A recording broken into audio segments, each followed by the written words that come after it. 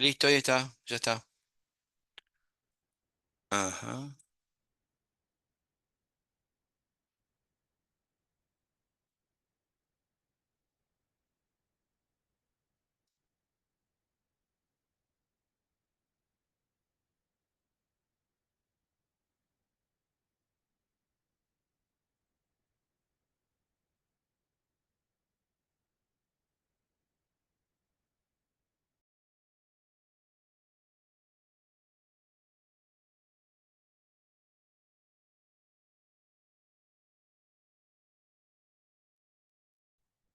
Hola,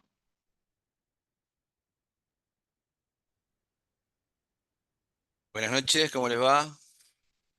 ¿cómo andas, Claudio? ¿Qué contás? ¿Todo ¿Qué bien? dicen? Bien, estoy de visitante hoy. Pero bueno,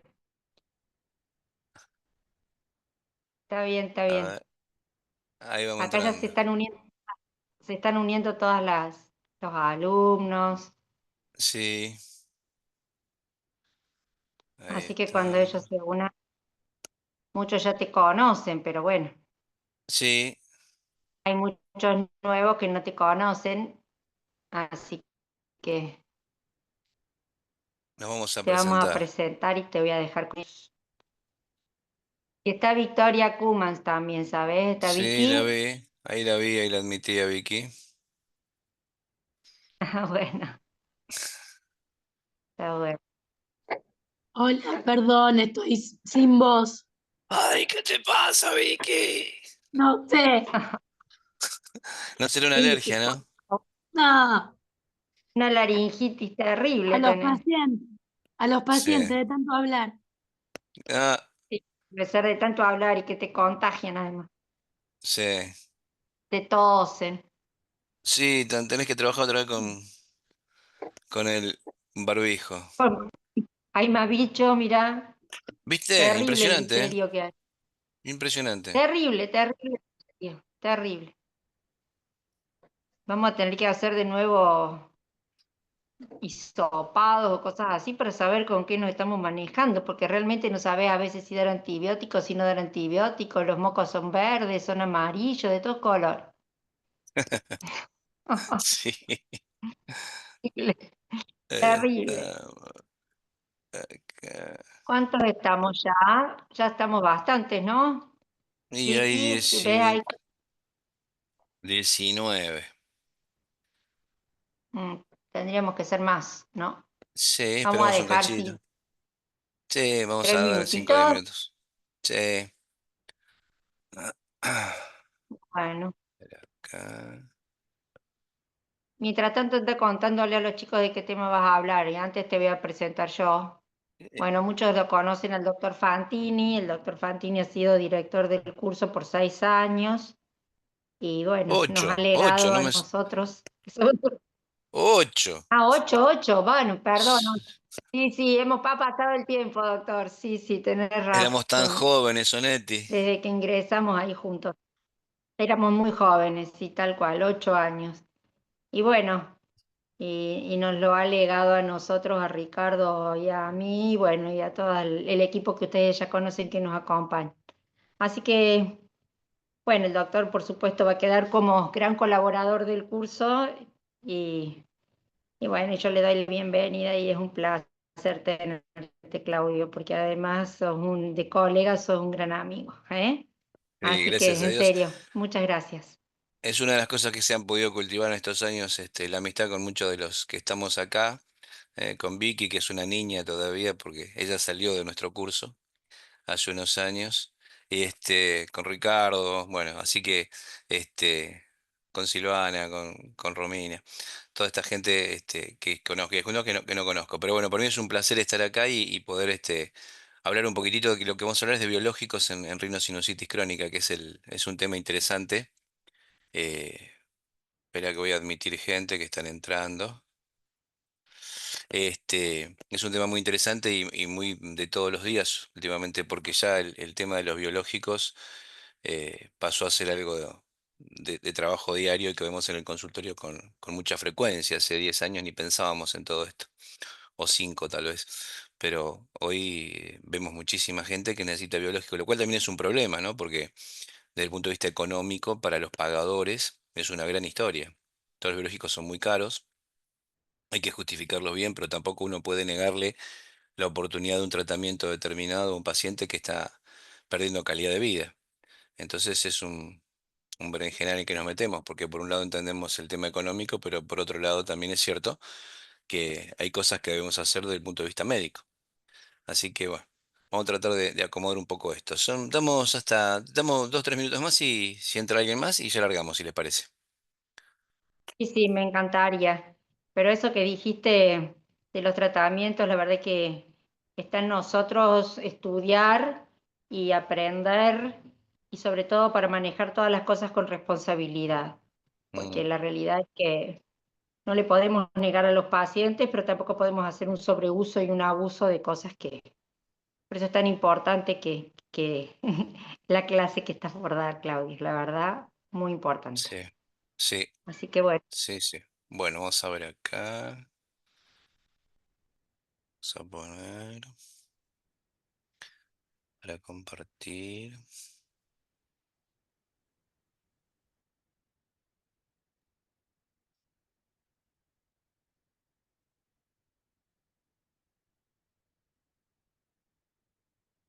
Ahí se ve.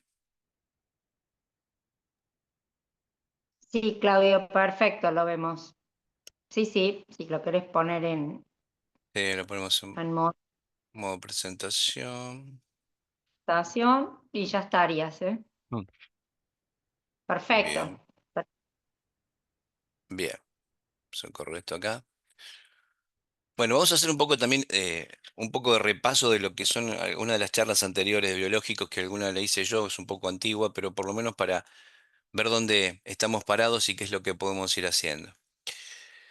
Entonces, una cosa importante es que el sistema respiratorio en sí es, es una parte muy, también muy importante, siendo redundantes, de nuestro sistema y de de nuestro organismo porque nos contacta, nos junta y nos separa al mismo tiempo con el medio ambiente. Entonces, de todo lo que sea la anatomía, la fisiología de esto, es importante que conozcamos algo.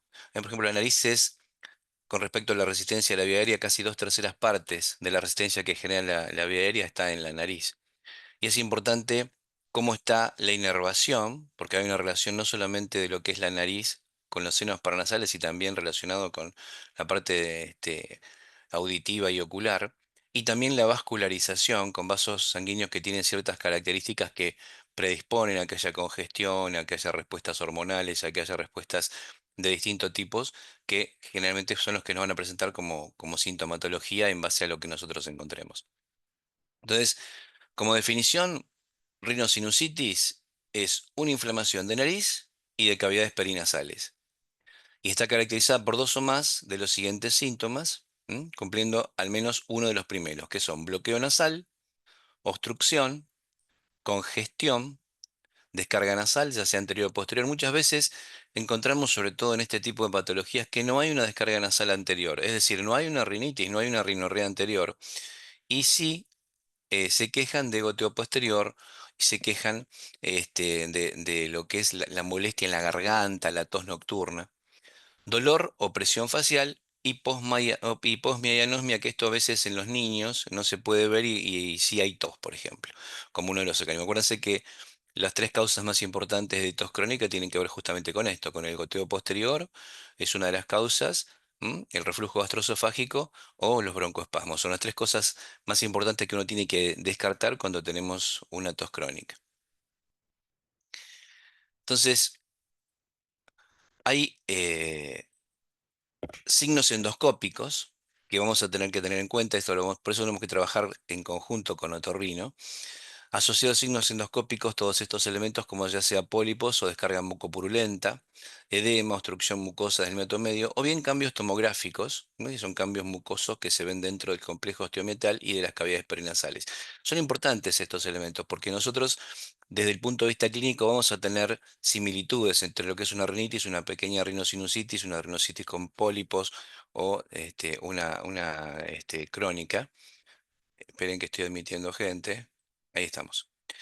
Este, Así que es importante tener en cuenta tanto lo que puede ver el otorrino como las tomografías de las cuales nosotros nos tenemos que valer. Y lo que decíamos recién, en niños se mantiene la misma definición, pero en lugar de la hiposmia, que no puede manifestarse, sí encontramos la tos.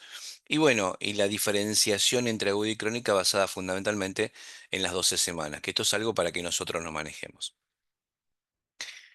Entonces, la prevalencia es eh, muy disímil. Fíjense que de un 5,5 a un 28% hay una diferencia enorme. Entonces quiere decir que el problema son las formas en las cuales medimos lo que es una rinitis o lo que es una rinosinusitis. Pero sí es importante si lo tenemos en cuenta midiendo lo que es la tomografía o con consultas con otorrino, dándole un poquitito más de objetividad al diagnóstico, entre un 6 y entre un 3 y un 6%. Eh, y esto es importante porque por los costos justamente directos e indirectos que se pueden generar. Se gasta mucho dinero en lo que es la rinosinusitis, sobre todo si hay pólipos. Hay cirugías, hay medicación crónica, aunque no sean estos biológicos, que también son caras, y obviamente si hablamos de lo biológico estamos hablando de mucho dinero por mes. Y hay factores predisponentes. Acuérdense que, como decía el doctor Mancino en La Plata, no se enferma el que quiere, sino el que puede. Siempre hay una predisposición genética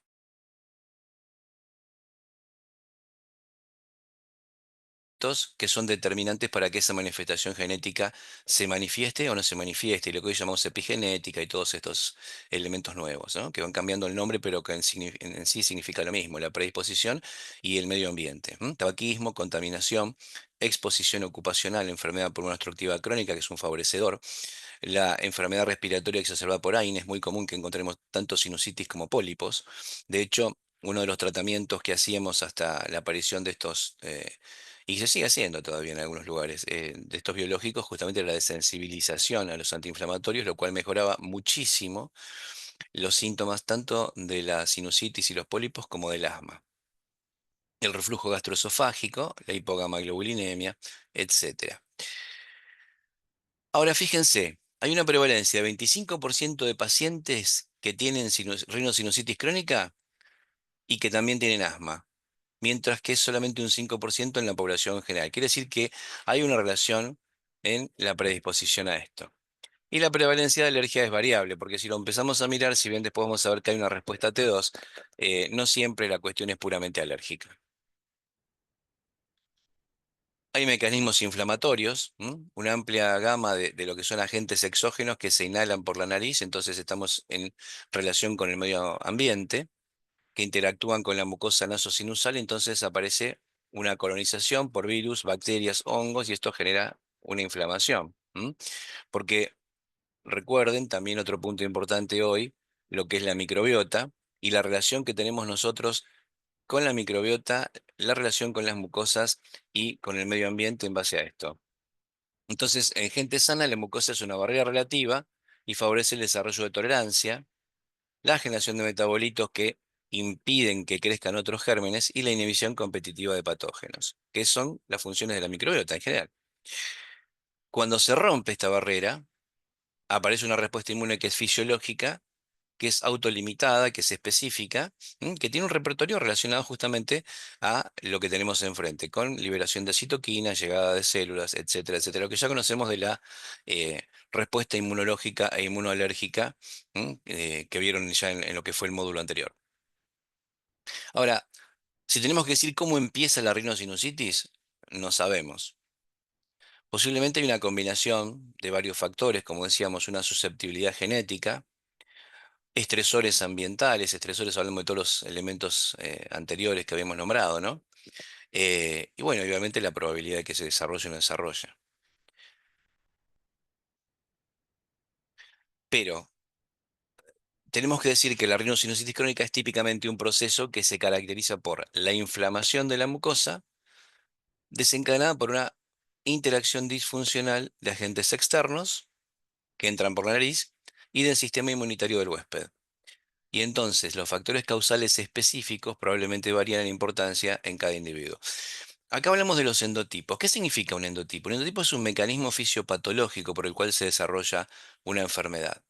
Y nosotros, los alergólogos, yo siempre lo suelo decir en la primera clase, cuando era en la primer presencial, cuando estoy, que el alergólogo le da mucha importancia a lo que es el mecanismo fisiopatológico que ahora llamamos endotipo. ¿Por qué? Porque esto nos implica una forma de desarrollarse esa patología con un fenotipo que puede ser similar en distintos endotipos, pero que nos puede indicar un tratamiento diferente. El mecanismo fisiopatológico, si nosotros lo conocemos, nos puede decir cuál es el medicamento que vamos a elegir, cuáles son los estudios que vamos a hacer, etcétera, etcétera, y lo que podemos esperar. ¿m?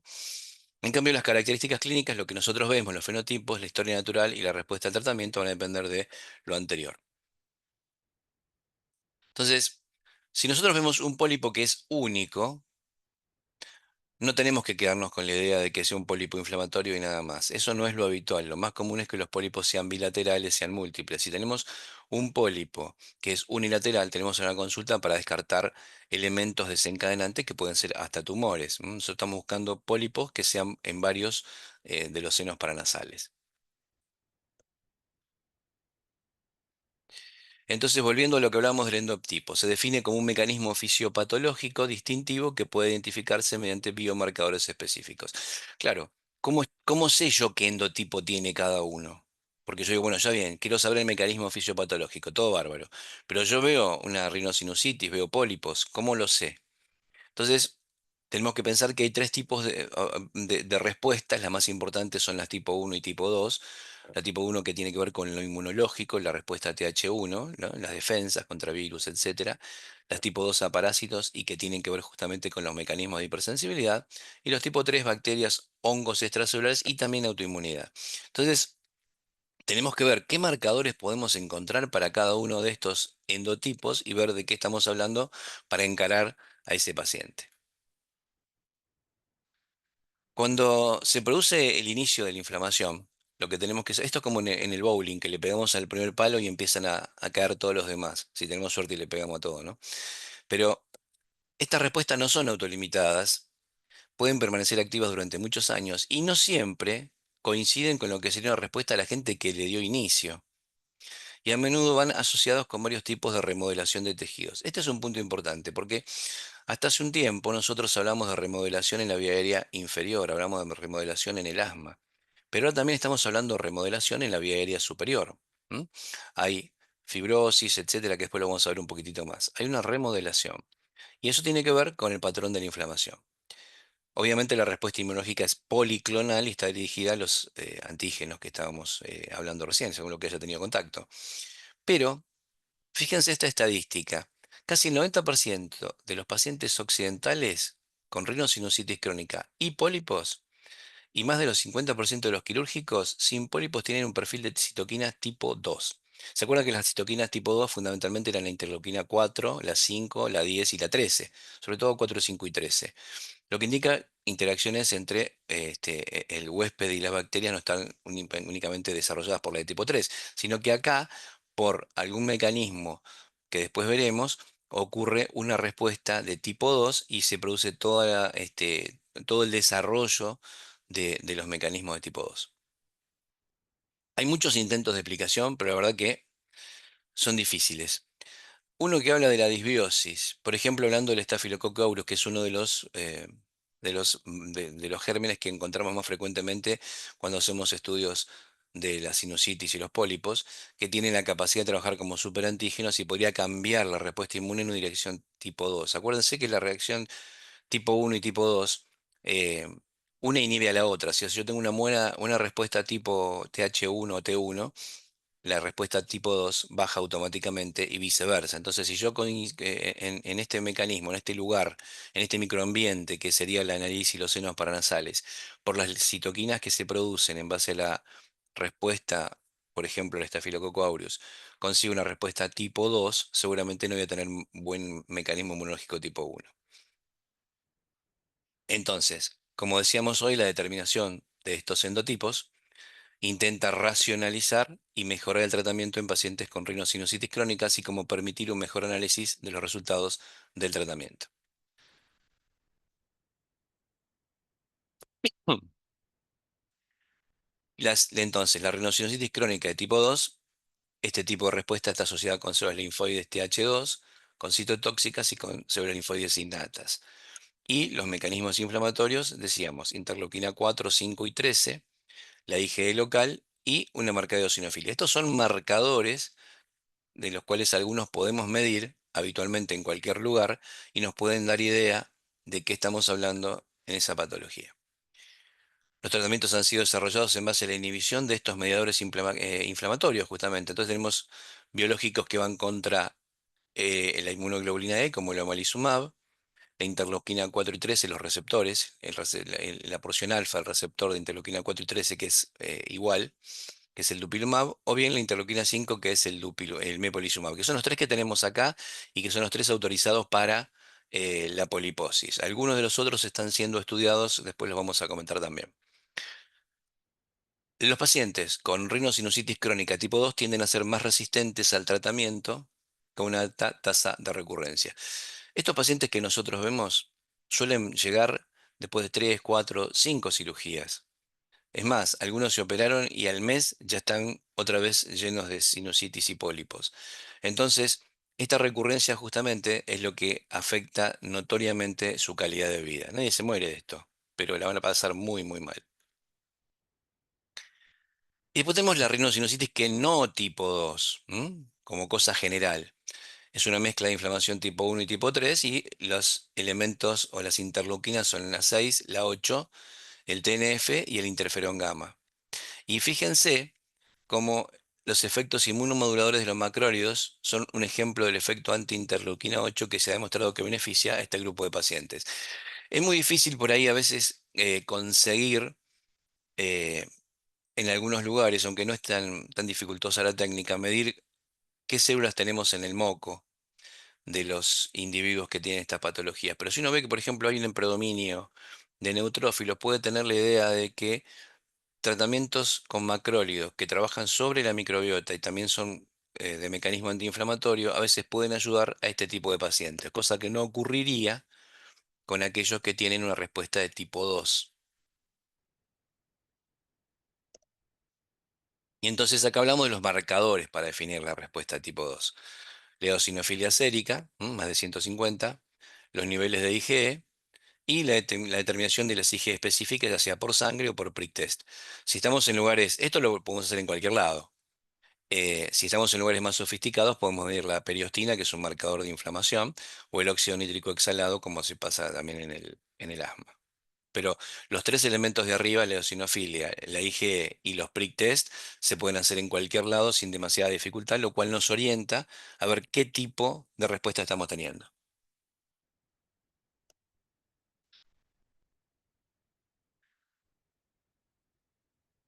Y bueno, la diferencia entre si la rinosinusitis crónica es eosinofílica o no es la cuantificación histológica, o sea, en la muestra, una vez hecha la cirugía, cuántos eosinófilos tienes. Y está acordado por la guía europea, más de 10 eosinófilos por campo de más de 400 aumentos. Obviamente esto habla de la cirugía. Ahora, cuando nosotros estamos con el paciente enfrente, tenemos que tratar de evaluar dónde estamos parados para hacer también la evaluación respecto al diagnóstico del tratamiento. Entonces, si sacamos tomografía, hay una clasificación que, si bien tiene muchos errores, nos sirve para ubicarnos. Tiene errores porque tiene solamente 3 puntos: el 0, que es no tener nada; el 1, que es opacidad parcial; y el 2, que es opacidad total de cada uno de los senos paranasales. Pero bueno, nos da idea aproximada de lo que estamos viendo. Fíjense: maxilar, etmoidal anterior, posterior, frontal, esfenoides y lo que es el complejo osteomiatal. El 0 sin obstrucción, el grado 2 es obstruido totalmente.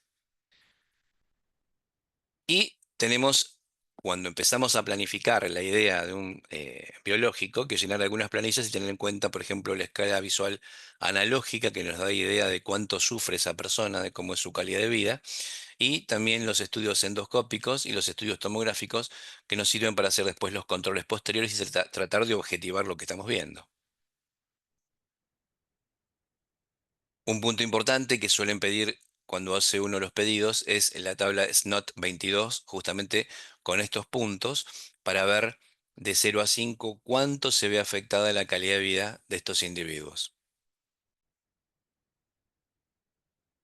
Esta es la escala visual analógica. Fíjense que digamos, de 5 para arriba estamos en un nivel, está medio borroso esto, pero estamos en un nivel de molestia moderada y de una afectación importante de la calidad de vida. Usted sabe que en las enfermedades crónicas en los últimos años se le da mucha importancia a lo que es la afectación de la calidad de vida, porque justamente a veces el paciente lo que siente es una cosa determinada que nosotros no nos damos cuenta y no se da cuenta tampoco el auditor de la obra social, y cuando puede demostrar con esto alguna de las cosas que siente, nos facilita la idea del que está enfrente de conseguir la medicación o no.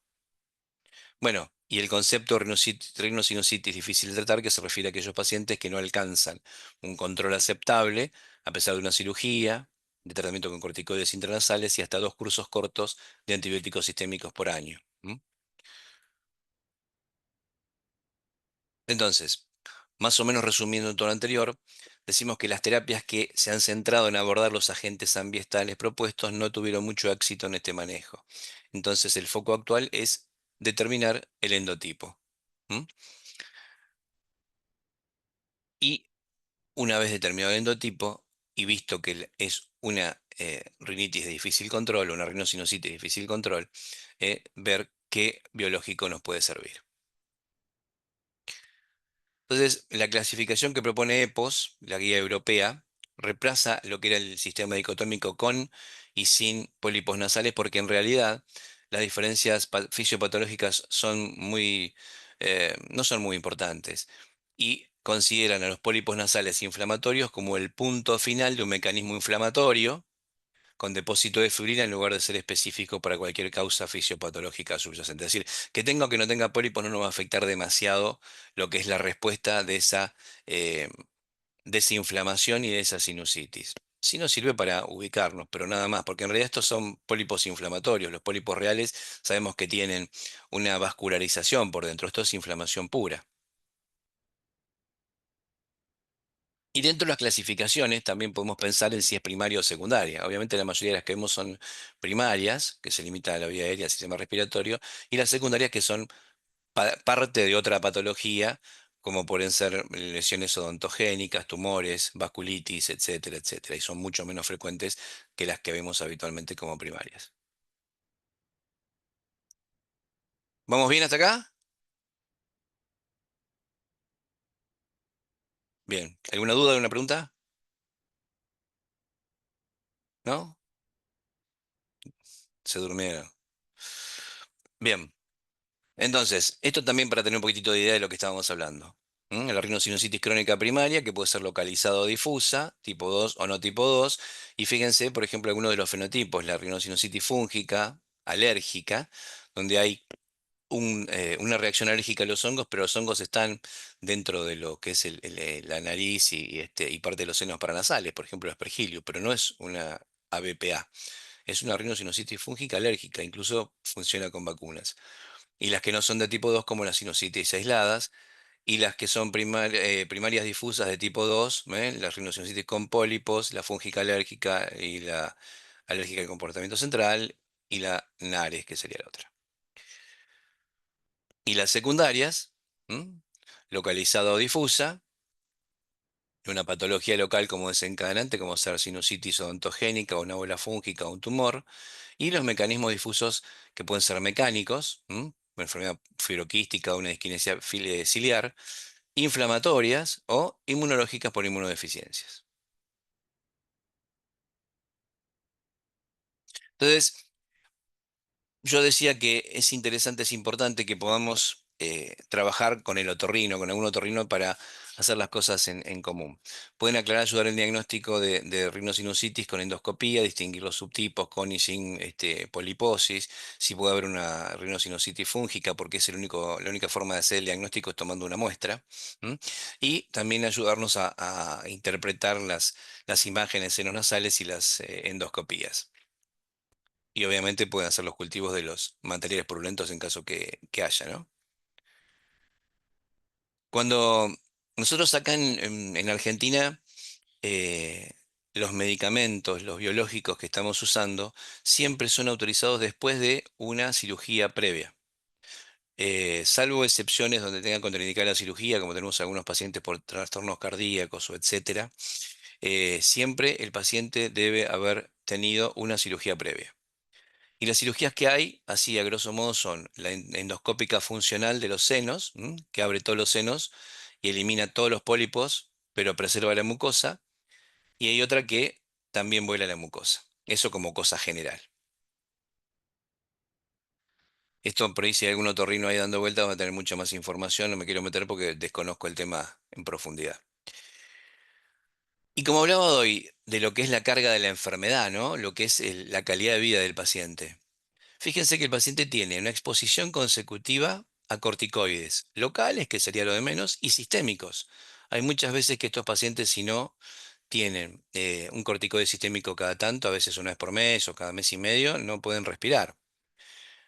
Varias intervenciones quirúrgicas. Yo tengo pacientes que han sido intervenidos 5 o 6 veces, mal estandarizadas, repetidas con frecuencia, y falta un enfoque de tratamiento que sea eficaz, porque si te tengo que operar 5 veces algo no está funcionando. Y por más que agregue antihistamínicos, corticoides tópicos o antibióticos, incluso Montelukast, que también está autorizado para esto, y no tenemos respuesta, algo está fallando. Entonces, volviendo a lo que charlamos de los endotipos y los medicamentos biológicos para los efectores comunes de tipo 2, los más importantes son la interleuquina 4, la 5 y la 13 y la IG.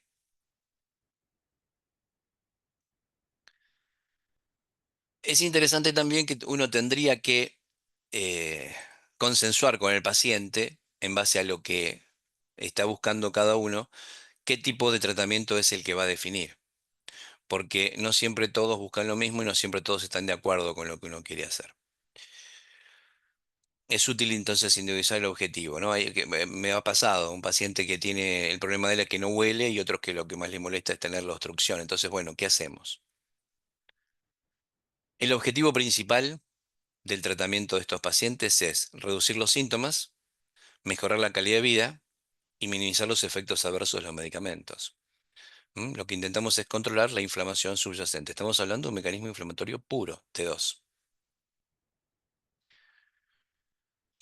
Y eh, un punto interesante es cómo planificamos un procedimiento con una cirugía. O sea, yo hago la cirugía.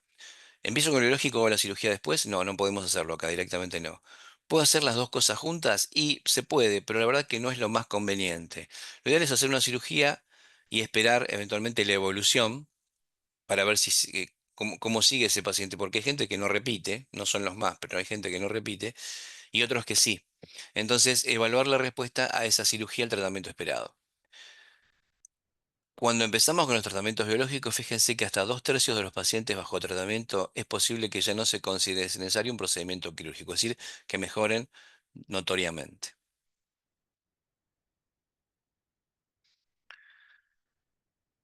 Esto es lo que decía recién. Si yo elegí un abordaje quirúrgico, no se debe considerar ningún medicamento biológico durante al menos 6 meses, salvo que haya una recurrencia. Me ha pasado un paciente con una cirugía, una chica, y al mes y medio no podía respirar, a una tomografía y tenía una pansinusitis que no tenía ni un pedacito de aire, o sea que a los 2 meses estábamos empezando el biológico. No se recomienda un plan de combinación fija con cirugía y tratamiento biológico que comiencen en paralelo o con poco tiempo de diferencia, ya que sería imposible evaluar la respuesta a cuál de los dos, ¿no? Eso también. Pero además tiene que ver con comodidad y con costo. Y no se recomienda una cirugía limitada combinada con la aplicación del biológico. Ahora, si se hizo una operación, se demostró que es insuficiente para suprimir el crecimiento, obviamente, y no lo podemos manejar con corticoides tópicos, sobre todo, bueno, tenemos que pensar en un biológico.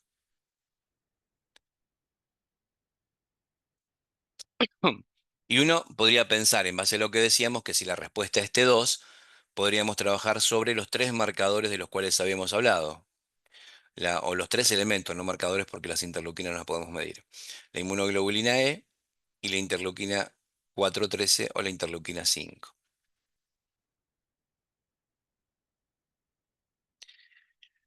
Uno de los puntos más interesantes es el olfato, que es lo primero que mejora. El dupilumab es el que más marca el cambio en el olfato, es lo más rápido.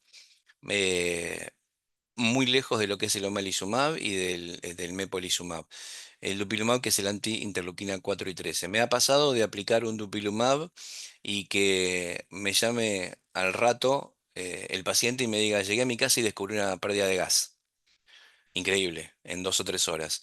Paciente que hacía meses que no sentía el olor a nada. Todos mejoran eso, pero el dupilumab es el que más marcado tiene este cambio y la mejoría del olfato. Obviamente, después lo que hacemos es ir midiendo en base a las tablas que habíamos visto, por ejemplo, el NOT 22, cada tanto, ver cómo le va al paciente y qué es lo que el paciente siente, ¿no? Y todos mejoran todas estas tablas que habíamos charlado al principio. Algunos más, otros menos, pero en todos hay una mejoría, con una reducción de la necesidad de medicamentos asociados, sobre todo corticoides sistémicos. Habitualmente, el corticoide tópico es más difícil de sacar. Bueno, acá es un pequeño esquema para ver dónde trabaja cada uno de los biológicos de los que estamos hablando. Vemos acá a la izquierda arriba el dupilumab en rosa, que trabaja sobre el receptor de interleuquina 4 y 13, el mepo sobre la interleuquina 5 y el omalizumab sobre la inmunoglobulina E. Bueno, y acá lo que les decía recién, la mejoría en el SNOT y en las sensaciones en poco tiempo con los tres que conocemos. La elección del fármaco debe basarse en la disponibilidad, las posibles limitaciones específicas como el número de eosinófilos o los niveles de IgE para MEPO y omalizumab y las tasas de respuesta. Después vamos a ir viendo, pero si sabemos que el mepolizumab, por ejemplo, trabaja sobre interleuquina 5, que es fundamental para lo que es el desarrollo de los eosinófilos, si tenemos una eosinofilia muy alta, por ahí es más de elección el MEPO que cualquiera de los otros. Si la IgE es muy elevada, por ahí es el omalizumab. Eso lo vamos a ir viendo en cada paciente. Pero el tema es ir observando cuáles son las posibilidades. Este cuadrito dice qué es lo que pasa a los 6 meses del tratamiento y a los 12 meses. Si nosotros mejoramos, observamos esta mejoría y no necesita otro tipo de cosas, continuamos con el biológico. Pero si la mejoría no es aceptable, a lo mejor tenemos que agregar algún otro tipo de tratamiento. Después mírenlo más tranquilo, esto total va a quedar grabado. Y a los 12 meses lo mismo. A los 6 y 12 meses son dos momentos en los cuales uno tiene que hacer una evaluación de lo clínico, de lo imagenológico tal vez, que aunque la respuesta a los 6 meses no suele ser tan importante y sí a los 12, pero sí hacer un estudio imagenológico porque se pueden ver diferencias. Entonces, ahora vamos a hablar un poquito de cada uno de los tres que tenemos acá. El omalizumab, que es la droga más vieja, salió para el asma hace muchísimos años. Ahora se utiliza también para pólipos y también se usa para urticaria. Entonces sabemos que es un anti-IgE y sabemos que la IgE está presente en los pólipos nasales y también a nivel sérico. Y más alto sobre todo en los que tienen poliposis nasal. Estudios observacionales anteriores y aleatorizados controlados con placebo han demostrado que los pacientes con pólipos nasales que se tratan con omalizumab tienen una mejoría de estos síntomas. Esto es lo que veníamos diciendo, hay una respuesta. Lo que hace justamente, si conocemos cómo es el mecanismo de producción de la IgE, es bloquear, al unirse a la IgE, bloquea la unión de la IgE al receptor de alta afinidad del mastocito, con lo cual evita la degranulación de este mastocito que está sensibilizado. Pero además, esto genera que disminuya el número de receptores para IgE en este mastocito, con lo cual estamos pegándole en dos lugares. Entonces, omalizumab se une a la IgE humana, previene la unión de la IgE al receptor de alta afinidad, reduciendo así la cantidad de IgE libre disponible para iniciar la cascada alérgica.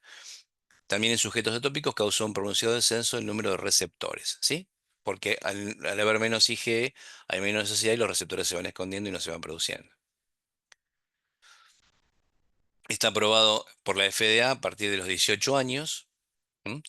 De 30, hay una tablita similar a la de, que creo que después la tengo, similar a la del asma en cuanto son las dosis que tenemos que ir manejando, según el peso corporal y los niveles de IgE sérica, y se ha asociado con muy pocos efectos adversos, como infecciones o elementos que parecen infecciones, como fiebre, artralgias y urticaria, pero la realidad es que es un medicamento muy noble con muy pocos efectos secundarios.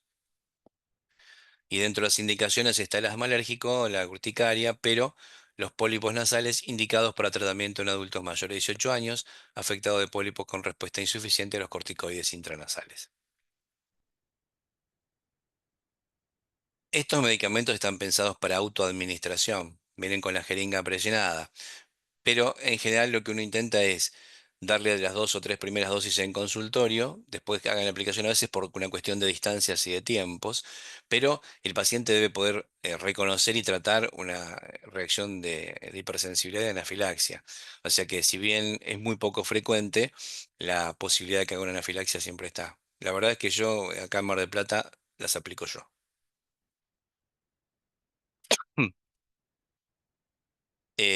También la IgS suprime si uno inhibe las interleuquinas 4 y 13, o sea que sería con el otro medicamento, con el DUPI, que son necesarias para el cambio de clase. Y fíjense lo que yo les decía hoy, la producción de Ig también es inhibida por interferón gamma e interleuquina 12. Este interferón gamma es una respuesta clásica, es una de las interleuquinas clásicas liberadas por la respuesta T1. Entonces ahí se produce el desequilibrio y no se produce Ig. Y se observó mejoría significativa en pólipos, congestión, olfato, calidad de vida, goteo postnasal, rinorrea, etcétera. Y mejoró el SNOT 22. Esto es lo que le decía, hay una tablita en base a la cantidad de Ig en sangre, la medición en sangre y el peso corporal, y en base a eso tenemos el máximo que son 600 miligramos de este diomalizumab que se puede llegar a aplicar en un paciente. Entonces, fue la primera droga aprobada, fue con la que empezamos a hacer nuestras primeras armas y que tuvimos algunas respuestas interesantes. Todos hablan muy bien de esta droga y la verdad que es muy noble. Otra droga, que fue la última que tuvimos nosotros aquí, es el dupilumab. No sé por qué se me dio vuelta, bueno, pero está acá. Es en la rinocinositis crónica con pólipos nasales. Es un tratamiento complementario, como decíamos, de todo lo anterior que no funcionaba, sobre todo los corticoides intranasales, pero fundamentalmente la cirugía. Y para ver si funciona o no funciona, por lo menos se requiere 6 meses de tratamiento. Como digamos, a los 6 meses se reevalúa. Esto se da 300 miligramos cada 15 días por vía subcutánea. Y se da en niños de más de 12 años. También viene con jeringa presionada y se puede autoadministrar, pero siempre con los riesgos. Es una proteína. Es un monoclonal humano IgG4 que inhibe la señalización de dos interleuquinas, la 4 y la 13, porque actúa sobre el receptor, la parte alfa del receptor, que es el mismo para la 4 y la 13. Inhibe las respuestas inflamatorias inducidas por estas citoquinas, incluida la liberación de citoquinas proinflamatorias, quimoquinas, ácido nítrico, etc.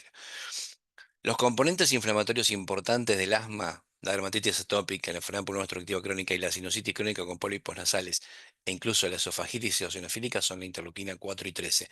Por eso es importante y por eso es tan bueno el resultado de esta droga, porque trabaja justamente en dos de los pilares más importantes para la respuesta T2 en este tipo de patologías. Bueno, hace poquito se aprobó para la esofagitis eosinofílica, el año pasado, creo que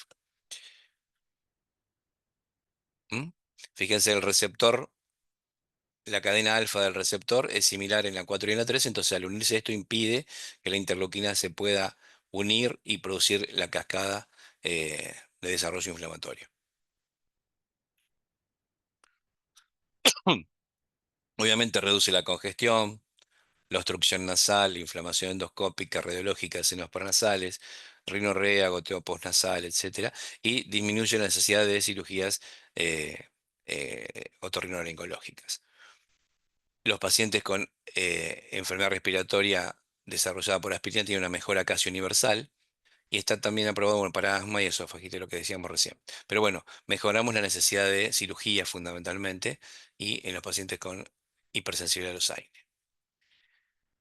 Se catabolizan en pequeños péptidos. A la semana de aplicación se llega al pico. ¿M? Y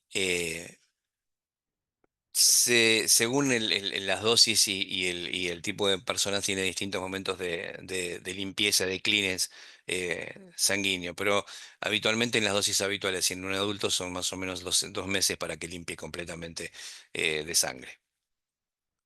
Y no hay reportes de cambios de posología en insuficiencia renal, insuficiencia hepática, en ancianos, etcétera, etcétera, etcétera. Esto no está escrito en ningún lado. Quería mostrarles estas fotos. Algunos de los chicos que están conmigo, de los rotantes, las han visto. Fíjense la parte de arriba, la obstrucción y la sinusitis que tenía este individuo, que es un señor mayor. Este señor no había sido operado por contraindicaciones. Y fíjense al año de tratamiento cómo ha cambiado después de usar el dupilumab. Lo negro que es el aire, cómo ha aumentado y ha disminuido lo que es la mecánica, lo que es la inflamación. Obviamente persiste, pero este señor no podía respirar y ahora respira. Se siente bien, no siente molestias como pesadez en la cabeza y ese tipo de cosas. Fíjese que el frontal está prácticamente libre, los etmoidales han mejorado muchísimo. Y este otro lo mismo. Este es el que le puse la inyección y me llamó para decirme que había sentido el olor a la noche. Fíjense cómo ha cambiado en un año. Después de, creo que son 3 o 4 cirugías, tuvo este muchacho, es un señor de unos 50 años, un muchacho para mí. Fíjese cómo ha cambiado entre las dos primeras y las de abajo, la sinusitis y los pólipos que este hombre tenía. En algunos estudios de comparación, el dupilumab fue superior al omalizumab en general, pero el SNOT-22 era muy parecido en los cambios que había tenido. Eh, Cuando uno va a indicar uno de estos biológicos, omalizumab, dupilumab, mepolizumab, en general la obra social le pide que uno haga toda una serología para hepatitis B, hepatitis C, HIV, zóster, etcétera, etcétera, pensando en que hay un mayor riesgo de infección en relación a este paciente y a esta medicación y que por ahí puede ser una contraindicación su utilización. La realidad es que en ninguno de estos se ha observado que favorezca infecciones. Por ahí ha habido algunos más, por ejemplo, en este dupilumab, algún herpes simple y en personas mayores conviene darle la vacuna del herpes zóster, pero no es una cosa obligada, eh, porque la verdad es que no se ha visto que haya un aumento de infecciones importantes con ninguno de estos tres. La mayoría de conjuntivitis no son infecciosas, ni tampoco son alérgicas, son irritativas o por algún mecanismo no claramente conocido. No se observó que aumente la gravedad de la enfermedad del COVID. Así que no es necesario vacunarse antes de iniciar tratamiento como puede ocurrir con otros biológicos, ¿no? Como el rituximab o alguno de esos que ver el tema de tuberculosis y toda esa historia. El tercero es el mepolizumab, que fue el segundo en aparición en nuestro país, aprobado para pólipos. Siempre aparecieron primero para asma.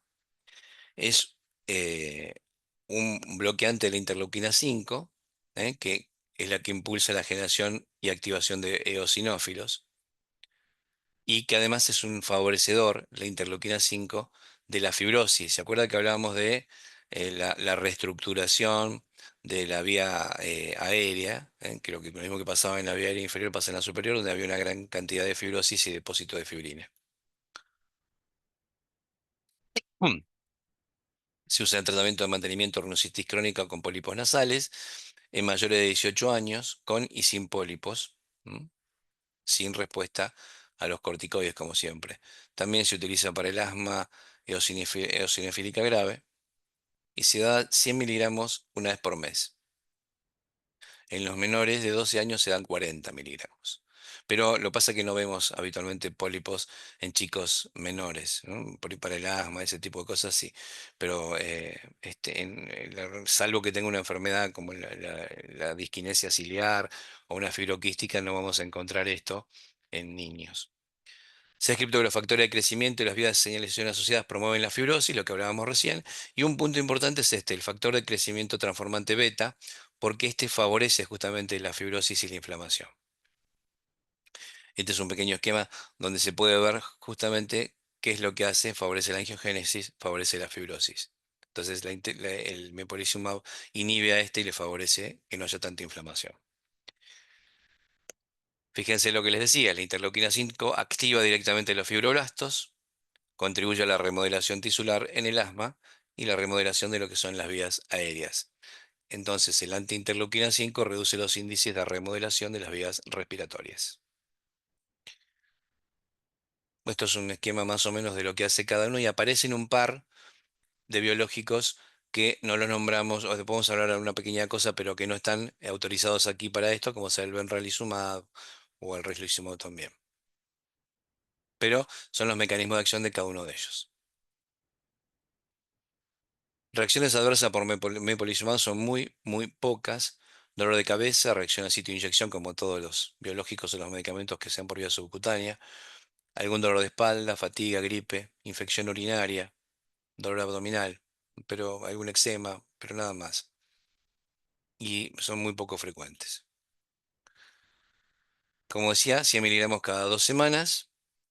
Y en este caso lo que charlamos, se aconseja administrar la vacuna contra varicela zóster a adultos de más de 50 años, unas 4 o 5 semanas antes de iniciar el tratamiento. Esto es una cuestión de cuidado, porque tampoco se ha visto que haya una gran cantidad de pacientes con herpes zóster, aunque se han visto algunos casos, entonces es preferible tener esta precaución.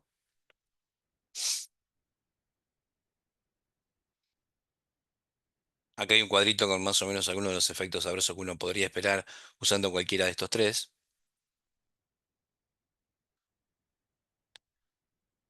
El benralizumab que aparecía en el esquema que habíamos visto antes, pero que acá no está autorizado, es un antagonista de la interleuquina 5 también, o sea que es muy similar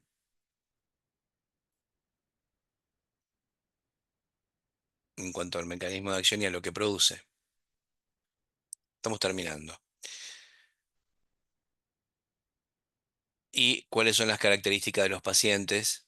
Lo que se ha visto es que en los pacientes que tienen asma crónico con pólipos, como pasó con los anteriores, veían que la poliposis mejoraba junto con el asma. Entonces después con el tiempo se fue trabajando para mejorar para trabajar, para hacer la indicación en poliposis. ¿Mm? Tras 6 meses de tratamiento, el benralizumab confirmó su eficacia en el asma grave y también en poliposis nasal, que es la comorbilidad más frecuente. ¿Cuáles son las infecciones asociadas a inhibidores de la interleuquina 5? Uno debería pensar si puede favorecer la infección por parásitos y por el minto, porque lo que estamos haciendo es inhibir la respuesta TH2. Entonces, algunos dicen que si uno encuentra una parasitosis, obviamente que no hablamos de un Oxyurus, ¿no? O una Giardia, hablamos de parásitos mucho más importantes, habría que suspender el tratamiento con cualquiera de estos para hacer el tratamiento para parásitos y después recién reiniciarlo. Pero la verdad es que esto es bastante discutido. Debido al efecto conocido, hay un riesgo teórico mayor de infecciones parasitarias, pero esto no es tan así. Y hay un estudio muy chiquito que hicieron en Brasil donde hubo una tendencia estadísticamente no significativa hacia una mayor incidencia de infección parasitaria en los pacientes con omalizumab, que también es un anti-G, ¿no? La realidad es que hay que tenerlo en cuenta, pero no es un elemento que contraindique esto en forma habitual, no es de todos los días. Bueno, entonces, ya terminando con esto y parándonos en lo que va a ser el futuro. Claramente, el futuro de la medicina está trabajándose con los monoclonales que han logrado cambios importantes en muchas especialidades, no solamente en la nuestra, incluso en el tema cáncer, tumores, oncología. Y lo importante es tener conocimiento, conocer la fisiopatología, tener conocimiento de lo que es la inmunología, porque si no sabemos inmunología, nos va a costar mucho entender todo este tipo de cosas para poder elegir el camino correcto para mejorar la calidad de vida de nuestros pacientes. Así que bueno, gracias por ahora. Dejamos de compartir ahí. Y ahí estamos. Y estamos abiertos a las preguntas.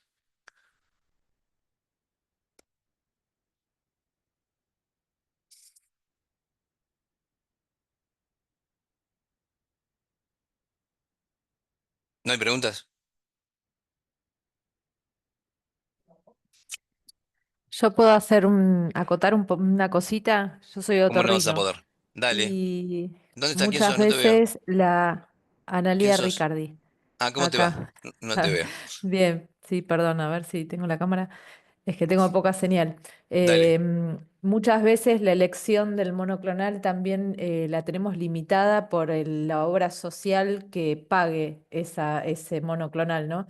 Entonces nos pasa, por ejemplo, con los pacientes con PAMI, que el DUPI no está aprobado por PAMI, Mm, entonces las opciones que nos quedan es el OMA y el MEPO, y bueno, ahí quizás nosotros vamos viendo si es un paciente que tiene asma y quizás tendemos un poco más a ver, bueno, con cuál le damos, ¿no? ¿Cuál es el que responde mejor?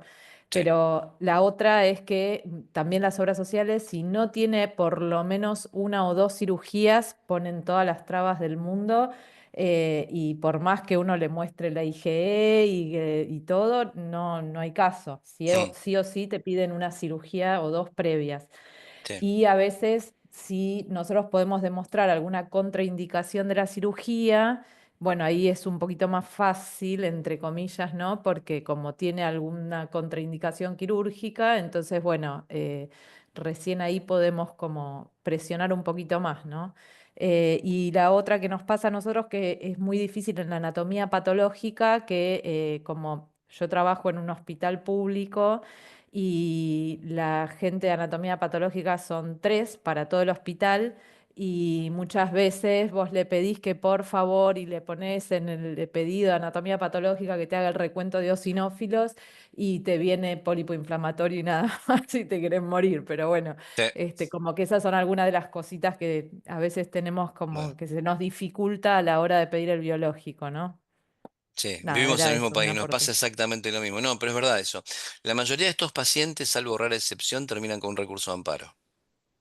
La Claro, mayoría. sí. PAMI, yo Ujú, tengo algunos pacientes por PAMI, uno justamente con contraindicación quirúrgica, que es una de las fotos que estaban ahí, y se lo dieron bastante rápido, porque la verdad que en una semana se lo habían dado, con un amparo, ujú, pero la mayoría tienen esto. O te dicen, por ejemplo, usemos MEPO, y por ahí vos ves que no es para MEPO, porque no tiene una eosinofilia tan marcada mm, para pensar en claro, MEPO, y después de un tiempo ves que no funcionó y tenés que volver a hacer todo el tratamiento para que le pasen a otro, con lo cual tenemos un claro. bloqueo y un año de pérdida de tiempo, por ejemplo. Ujú, Eso nos ha sí, pasado.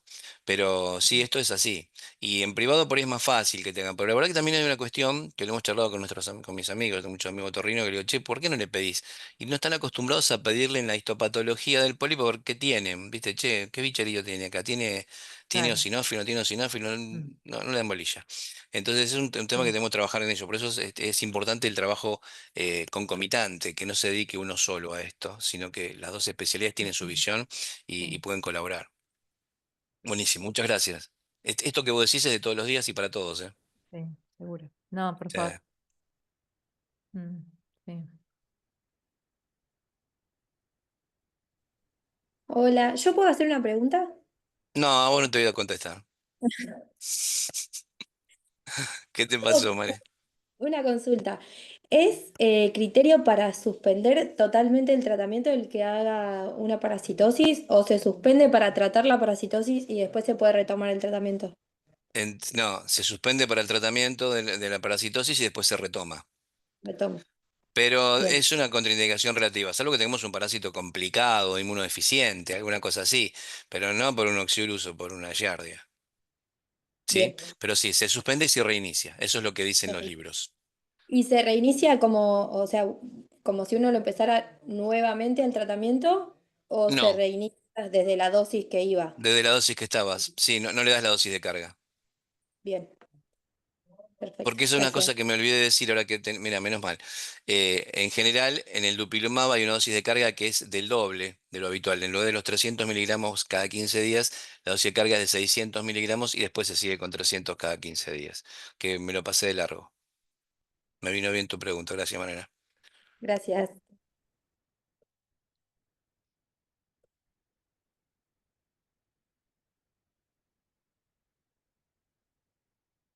Hola, yo quería consultar respecto de la inmunoterapia, si el paciente tiene indicación o está realizando inmunoterapia y conjuntamente con un otorrino, bueno, se llega al biológico, si se puede hacer los dos tratamientos de manera conjunta o no.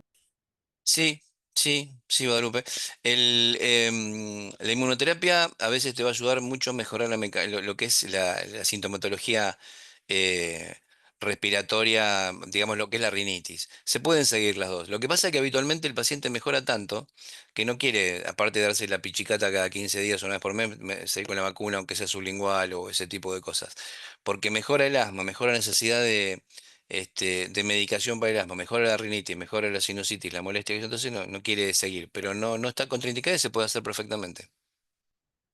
Muchas gracias. Y te puedo hacer otra consulta más, ya que estamos. Sí, ¿cómo que no? ¿Cuánto tiempo dura el tratamiento con estos biológicos? Ah, esa es la pregunta que estaba esperando. No sé. Uno sabe cuándo lo pone, pero no sabe cuándo lo saca. Porque la realidad es que uno piensa en 2 o 3 años mínimo, pero ocurre por ahí que una vez que suspenda, ¿qué va a pasar cuando suspenda? Ese es otro tema que también tiene que ver con lo que dicen los pagadores. Yo a este tipo le voy a tener que pagar toda mi vida esta medicación que sale, el Dupi sale casi alrededor de 6 millones de pesos por mes. El Omali creo que está entre 3 y 4. El Mepo debe estar en 4,5, 5. No es una cosa barata. Entonces, ¿cuánto tiempo es el que el paciente va a usar este medicamento? O lo suspendemos un tiempo y lo retomamos, ¿no? Me ha pasado con otra, yo todavía, los pacientes que tengo todavía no llegué al límite eh, para pensar en suspenderlos a los 3 años, ¿no? Como o para ver qué hacemos. Pero me ha pasado con otras patologías, por ejemplo, urticaria, que están estabilizados durante un año, estirando las dosis del omalizumab y cuando lo suspendo a los 3 4 meses te trae con urticaria con necesidad de dosis de antihistamínico, entonces tengo que retomar el omalizumab. ¿Cuánto tiempo? ¿Hasta cuándo? ¿Y en qué condiciones? No sabemos. Esas son cosas que tenemos que ir viendo en el camino pues justamente son medicaciones que son relativamente nuevas. eh, Así que eso no está claro.